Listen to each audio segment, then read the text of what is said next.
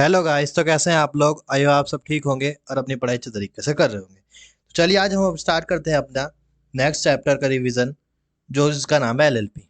Basically LLP क्या है? एक हाइब्रिड फॉर्म है। हाइब्रिड फॉर्म मतलब इसमें पार्टनरशिप के ही फीचर है और कंपनी के ही फीचर है। एलएलपी की जरूरत क्या थी? देखिए, जब हमने पार्टनरशिप की स्टार्टिंग करी पढ़ी थी तो उसमें हमने पढ़ा था कि जो सोल प्रोप्राइटरशिप होती है उसकी कुछ लिमिटेशन थी। उसकी 4 लिमिटेशन थी। पहला था कि एक लिमिटेड अमाउंट ऑफ कैपिटल होती है क्योंकि एक ही बंदा होता है। दूसरा यह था क्योंकि जब कैपिटल लिमिटेड होगी तो स्कोप भी लिमिटेड हो जाएगा। तो ये दो समस्या जो थी, शुरू की दो जो प्रॉब्लम थी, जो डिसएडवांटेज थी, ये जो लिमिटेशन थी सोल प्रोप्राइटरशिप की, वो तो पार्टनरशिप कर चुका था। लेकिन अभी दो लिमिटेशन और थी। क्या थी? एक तो लाइबिलिटी अनलिमिटेड थी पार्टनरशिप के अंदर, और दूसरा परपेचुअल सक्सेशन नहीं हो पाता था सोल प्रोप्राइटरशिप के अंदर। तो सोल पार्टनरशिप बोला, सॉरी, सोल पार्टनरशिप की एक तो लाइबिलिटी अनलिमिटेड है और एक परपेचुअल सक्सेशन नहीं हो पाता। तो ये जो दो समस्या बच गई थी सोल प्रोप्राइटरशिप की, इनका सोल्यूशन लाने के लिए एलएलपी एक्ट आ गया 2008 में। बेसिकली इन्फोर्स तो 2009 से हुआ, लेकिन इसे एलएलपी एक्ट तो 2008 ही कहा जाता है। ठीक। क्या मैं फिर से बता रहा हूँ, सोल प्रोप्राइटरशिप की 4 समस्याएं थी। जो एक सोल बंदा होता है उसकी 4 समस्या होती। पहला, एक तो सिंगल बंदा है तो कैपिटल लिमिटेड होगी एक लिमिटेड अमाउंट तक। दूसरा था कि क्योंकि कैपिटल लिमिटेड है इसलिए स्कोप भी लिमिटेड है। तो ये दो समस्या जो थी इनको पार्टनरशिप ने सोल्व कर दिया, क्योंकि दो या दो से ज्यादा बंदे आएंगे तो कैपिटल अच्छी खासी ले आएंगे। ठीक। लेकिन दो समस्याएं और थी सोल प्रोप्राइटरशिप की। एक था लिमिटेड लाइव एक तो अनलिमिटेड लाइबिलिटी की समस्या थी, और एक था कि परपेचुअल सक्सेशन नहीं था। तो ये दो समस्या सॉल्व करने के लिए बनी एलएलपी। बेस क्लियर हो गया होगा आई होप आपको। अब देखिए, करते हैं एलएलपी स्टार्ट। तो एलएलपी एक्ट बेसिकली इसे कहा जाता है एलएलपी एक्ट 2008, लेकिन जो इस पर प्रेसिडेंट के साइन मिले थे वो 7 जनवरी 2009 को मिले थे। अब आपने पढ़ लिया कि जो भी एक्ट होता है, जिस जिस दिन प्रेसिडेंट के सिग्नेचर मिलते हैं, प्रेसिडेंट की एसेंट मिलती है, उस दिन से ही मान लिया जाता है कि ये एक्ट बन चुका।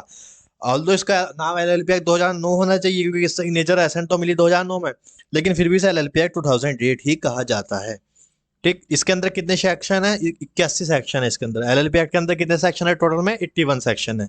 क्या मैं सारे पढ़ने हैं? नहीं, हमें काम काम के कुछ दिए गए हैं सिलेबस के अंदर, वो पढ़ेंगे। उसके बाद कुछ इंटर में दिए गए हैं, फिर इंटर कुछ चीजें इंटर में भी नहीं दी तो वो बाद में पढ़नी पड़ती हैं आपको, जैसा आपकी नीड है। 4 शेड्यूल में इसके अंदर बांटा है, देख लीजिए, शेड्यूल भी देख लीजिए। मतलब 81 सेक्शन के 4 हिस्से कर दिए, उसे कहना है शेड्यूल। तो 4 हिस्से में किस हिस्से में क्या चीज है, ये आप एमसीक्यू पॉइंट ऑफ व्यू से एक बार देख लीजिए। जो पहला हिस्सा है, यानी कि जो पहला शेड्यूल है, उसके अंदर बताया है कि राइट्स एंड लाइबिलिटीज क्या है पार्टनर्स की एलएलपी के अंदर। जस्ट अ मिनट, कोई नॉइस है? कि एक एलएलपी के अंदर पार्टनर्स की क्या राइट्स हैं क्या लाइबिलिटी है, वो हमारे फर्स्ट शेड्यूल के अंदर बताया गया है। ठीक। सेकंड शेड्यूल क्या बात करता है? सेकंड शेड्यूल बेसिकली डील करता है कि फर्म को एलएलपी में कन्वर्ट कैसे करें। फर्म माने पार्टनरशिप फर्म को अगर हमें एलएलपी में कन्वर्ट करना है तो उसके कन्वर्जन की क्या प्रोसीजर है, वो हमारे शेड्यूल 2 के अंदर बताया गया है। शेड्यूल 1 किस बात करता है कि rights and liability of partner, mutual rights and liability of partner, LLP के अंदर वाले पार्टनर, जो एलएलपी वाले पार्टनर है। दूसरा, सेकंड शेड्यूल क्या बोलता है कि अगर हम किसी पार्टनरशिप फर्म को एलएलपी में कन्वर्ट करना चाहेंगे तो कैसे होगा। हम किसी प्राइवेट कंपनी को एलएलपी में कन्वर्ट करना चाहें तो उसके प्रोसीजर क्या है, वो सेक्शन शेड्यूल नंबर 3 के अंदर है। और किसी अनलिस्टेड कंपनी को, अनलिस्टेड पब्लिक कंपनी को एलएलपी के अंदर कन्वर्ट करना चाहे तो उसके उसके प्रोसीजर क्या है। अच्छा, लिस्टेड को क्यों नहीं कर रहे? क्योंकि वो स्टॉक एक्सचेंज पे लिस्टेड होती है, उसमें एक मैक्सिमम की वो जो होती है, मैक्सिमम की लिमिट तो एलएलपी के अंदर भी नहीं होती। लेकिन फिर भी उसकी एक थोड़ी डिस्टिंग्विश पर्सनैलिटी हो जाती है, उसके लीगल प्रोसीजर अलग है। लेकिन हम एलएलपी इसलिए ला रहे हैं जिससे हम लीगल प्रोसीजर को कम कर सकें। एलएलपी एक हाइब्रिड फॉर्म है, ये कंपनी के फीचर एंजॉय कर पाती है और आपको पार्टनरशिप के फीचर भी दे पाएगी, लेकिन आपको लीगल कंसिक्वेंस उतने नहीं करने पड़ेंगे जितने कंपनी को करने पड़ेंगे। तो इसलिए यहाँ पे लिस्टेड कंपनी को नहीं डाला, क्योंकि लिस्टेड कंपनी जब भी आप पढ़ोगे, जो कोई सा भी सेक्शन ढाला, पेनल्टी का, पनिशमेंट का, या कोई सी भी सेक्शन, लिस्टेड कंपनी का नाम उसमें मिल ही जाता है। तो इसलिए लिस्टेड कंपनी को इससे रख दिया है हमने बाहर। ठीक। अब देखते हैं एलएलपी का मीनिंग क्या है। LLP is a new form of legal business entity and with limited liability. LLP जो है वो लीगल बिजनेस एंटिटी है। लीगल माने लॉ की, लॉ से बनती है। एलएलपी लॉ की नजर से जनरेट होती है विद लिमिटेड लाइबिलिटी। यहाँ पे वो अनलिमिटेड लाइबिलिटी की जो लिमिट समस्या थी, सोल प्रोप्राइटरशिप की जो अनलिमिटेड लाइबिलिटी वाली प्रॉब्लम थी, उसका सॉल्यूशन करने के लिए एलएलपी बनी। It is an alternative corporate business vehicles that are not only give the benefit of limited liability, सिर्फ ये लिमिटेड लाइबिलिटी का बेनिफिट नहीं देता, बट ये और भी बेनिफिट देता है, जैसे जो एक पार्टनरशिप वाले फ्लेक्सिबल पार्ट जो बेनिफिट होते हैं ना पार्टनरशिप के अंदर, फ्लेक्सिबिलिटी तो पार्टनरशिप वाली है इसके अंदर, और जो क्या बोलते हैं अथॉरिटी है या जो राइट्स है वो कहीं ना कहीं कंपनी की तरफ को चल देते हैं, लिमिटेड लाइबिलिटी और इस तरीके के और भी कुछ फीचर मिल जाते हैं बेसिकली। ठीक, the LLP is a separate legal entity. Separate legal entity का फीचर मतलब, क्योंकि देखो लीगल बिजनेस लीगल फॉर्म है ये,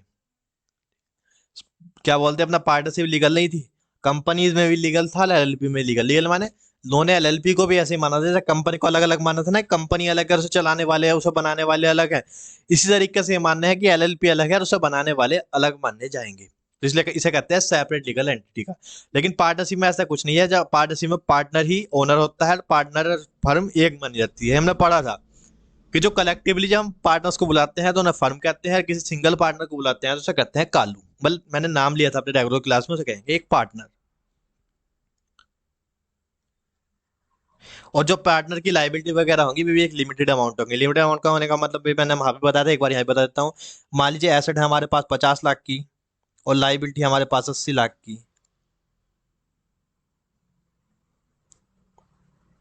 एसेट हमारे पास 50 एंड लाइबिलिटी हमारे पास 80, तो ये 30 लाख है बचे हुए लाइबिलिटी के। अगर आप पार्टनरशिप के अंदर हो तो आपको ये 30 लाख अपने पर्सनल घर से देने पड़ेंगे, इसमें पार्टनर का घर जाएगा पार्टनरशिप में, सिंपल वाली में।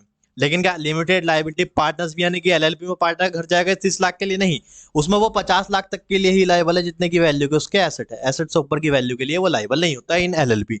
But in partnership he will be liable for whole the amount, वो भी सेवरली, हर एक बंदा पूरे के पूरे अमाउंट के लिए लाइबल होता है, बेसिकली इतना सा है। ठीक, क्योंकि ये दोनों वो करती है, पार्टनरशिप के भी करती है, और एक क्या बोलते हैं कॉर्पोरेट यानी कि कंपनी के फीचर रखती है अपने पास, और पार्टनरशिप की रखती है, इसलिए से कहा गया है हाइब्रिड, हाइब्रिड फॉर्म। ठीक है ना, तो एलएलपी जो है वो एक हाइब्रिड फॉर्म है, किसके बीच में, पार्टनरशिप और कंपनी, यानी कि पार्टनरशिप और कंपनी के बीच का एक रास्ता निकाल दिया, जिसे कहा गया एलएलपी।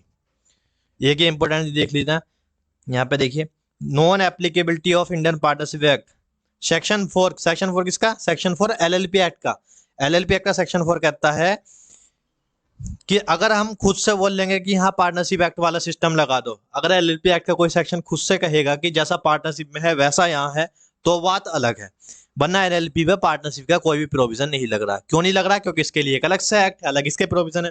सीधी सी बात है भाई, लॉजिकल बात है, जब उसने अपने अलग से प्रोविजन बना रखे हैं, एक अलग से अपना एक्ट बना रखा है, तो वो उस एक्ट को क्यों फॉलो करेगा पार्टनरशिप वाले को, वो अपना एक अलग ही एक्ट बनाएगा।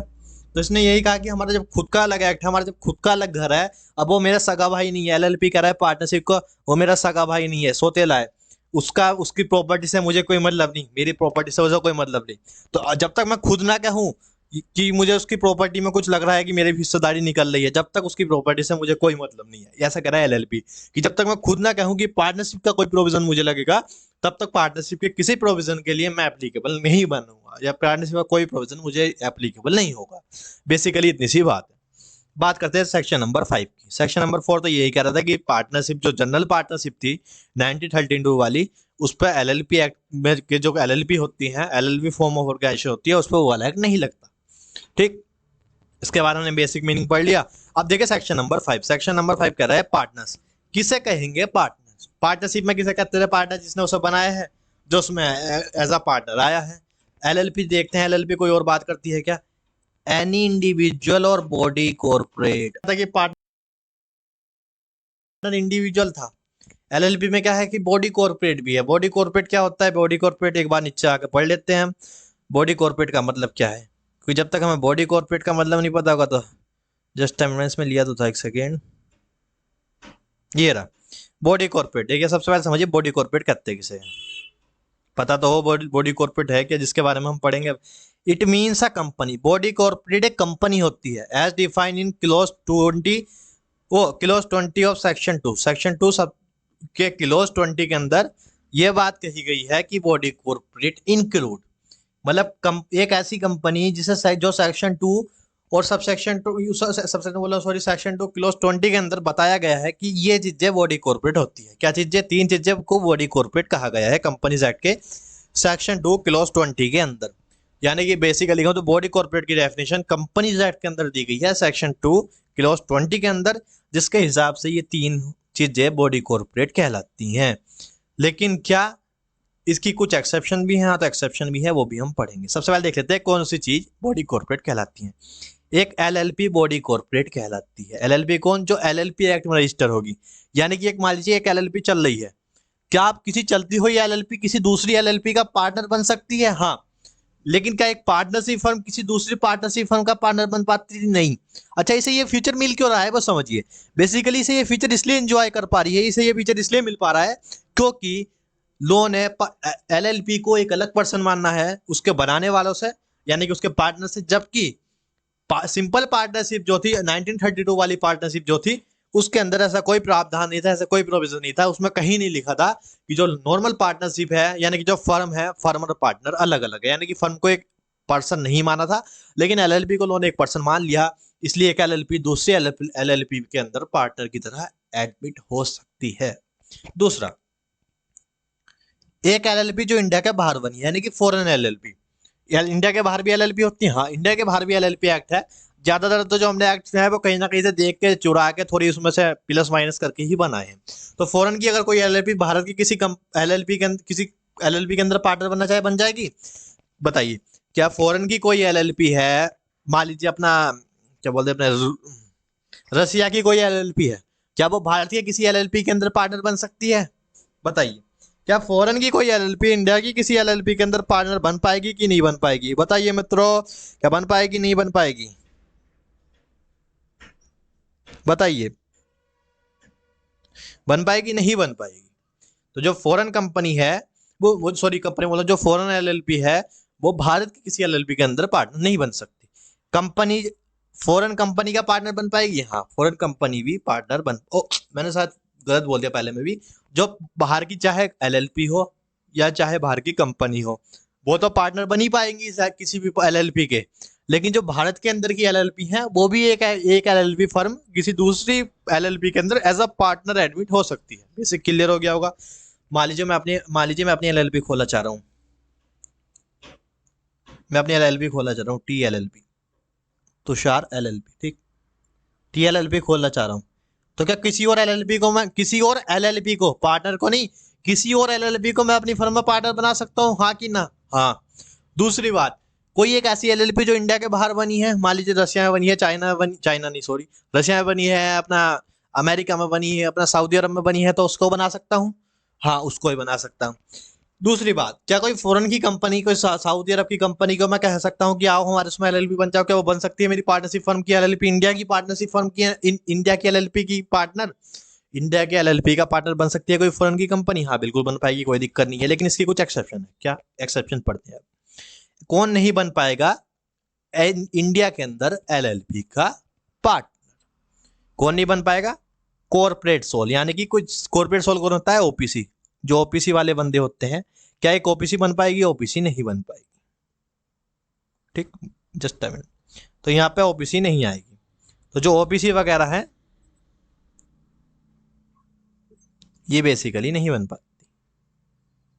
अरे यार राइटिंग, ठीक, ओपीसी आप थोड़ा राइटिंग को इग्नोर मानना। तो ओपीसी जो है वो नहीं बन पाएगी। दूसरा, cooperative society register under the law for the time being in force. Cooperative मतलब कोऑपरेटिव सोसाइटी होती है ना अलग, तो कोऑपरेटिव सोसाइटी भी नहीं बन पाएगी। और एनी अदर बॉडी कॉर्पोरेट, ऐसी कोई भी और बॉडी कॉर्पोरेट जो ऊपर के उसमें डिस्कस नहीं हुई, ऐसी कोई भी बॉडी कॉर्पोरेट जो ऊपर के उसमें डिस्कस नहीं हुई, जिसे सीजी ने नोटिफाई करा है कि वो बॉडी कॉर्पोरेट है, मतलब वो कोई और एलएलपी नहीं होनी चाहिए, वो किसी बाहर की एलएलपी नहीं है या बाहर की कंपनी नहीं है, फिर भी सीजी ने उसे कह दिया कि तुम बॉडी कॉर्पोरेट हो। सीजी ने भारत की किसी कंपनी, मान लीजिए इंडिया के अंदर एक कंपनी है रिलायंस, सीजी ने रिलायंस से कहा कि तुम आज से बॉडी कॉर्पोरेट, मान लीजिए एक बात, तो क्या रिलायंस किसी भारत की एलएलपी के पार्टनर बन पाएगी? नहीं बन पाएगी। क्योंकि ना तो वो बाहर की कंपनी है, ना बाहर की एलएलपी है, ना भारत की एलएलपी है, वो भारत की कंपनी है। क्या इंडिया की कोई कंपनी कभी किसी फर्म की किसी एलएलपी की पार्टनर बन सकती है? बिल्कुल नहीं बन सकती। एक और बता दीजिए, मान एचयूएफ पढ़ लिया था हमने, हिंदू अनडिवाइड फैमिली, तो क्या एचयूएफ कभी बन पाएगी? नहीं, एचयूएफ भी नहीं बन पाएगी। क्यों नहीं बन पाएगी? क्योंकि वो तो बॉडी कॉर्पोरेट ही नहीं है। तो जो इंडो इंडिवाइड फैमिली होती है, एचयूएफ जो होती है, वो भी किसी एलएलपी की पार्टनर नहीं बन सकती। बेसिकली इतना मान के चलिए। तो मैंने आपको बॉडी कॉर्पोरेट बता दिया। तो चाहे कोई इंडिविजुअल हो या बॉडी कॉर्पोरेट हो, may become a partner in LLP. तो इंडिविजुअल या बॉडी कॉर्पोरेट पार्टनर बन सकते हैं। इंडिविजुअल तो आपको पता है, हम आप बंदे।